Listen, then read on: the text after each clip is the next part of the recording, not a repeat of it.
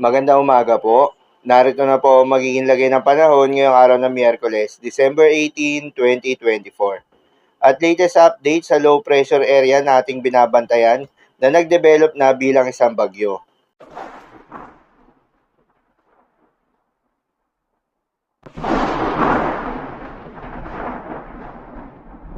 Sa kasalukuyan na tayo sa pag-asa, yung low pressure area nga nating binabantayan ay nag-develop na bilang isang bagyo at pinangalanan nito ng pag-asa na bagyong Kirubin.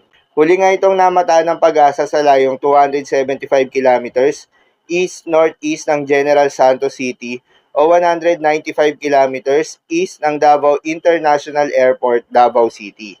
Taglay ang lakas ng hangin na umaabot sa 45 kilometers per hour malapit sa gitna at pagbugso na umaabot sa 55 kilometers per hour.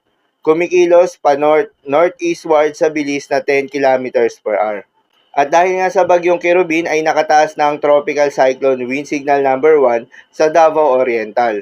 Ang bagyong Kirubin ay nagdudulot ng pag-ulan na may kasamang malakas na hangin sa Davao Oriental, kung saan may posibilidad ng pagbaha o pagguho ng lupa, dulot ng katamtaman hanggang sa paminsan-minsang matinding pag-ulan.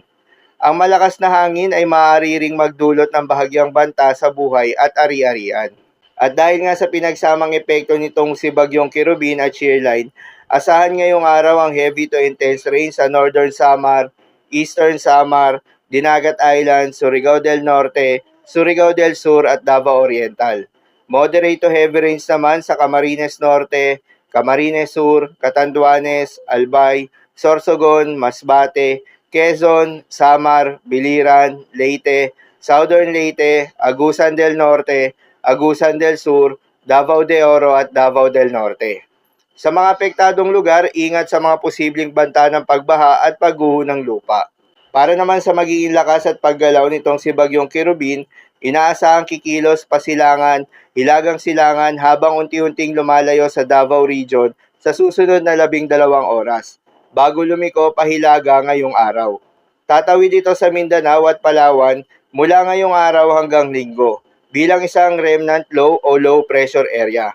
Mananatili itong tropical depression ngayong madaling araw bago humina bilang low pressure area ngayong hapon, ngunit hindi rin iniisang tabi ang posibilidad na muling paglakas nito. Paalala lamang po na ang mga nasabing forecast ay posible pa pong magbago. Kaya naman patuloy lamang magantabay sa mga update nating ilalabas at ng pag-asa. Para naman sa magiging lagay ng mga dagat baybayin, ayon sa pag-asa ay wala na tayong nakataas na gale warning sa anumang seaboards ng ating bansa. Ngunit iba yung pag-iingat pa rin sa mga maglalayag ng mga kababayan nating mangingisda at yung may mga maliliit na sasakyang pandagat sa may northern at central Luzon. Dahil inaasahan pa rin yung maalon na karagatan habang sa nalalabing seaboards ng ating bansa ay asahan naman yung katamtaman hanggang sa maalon na karagatan. So, lamang po para sa lagay ng panahon ngayong araw ng Miyerkules. Keep safe everyone.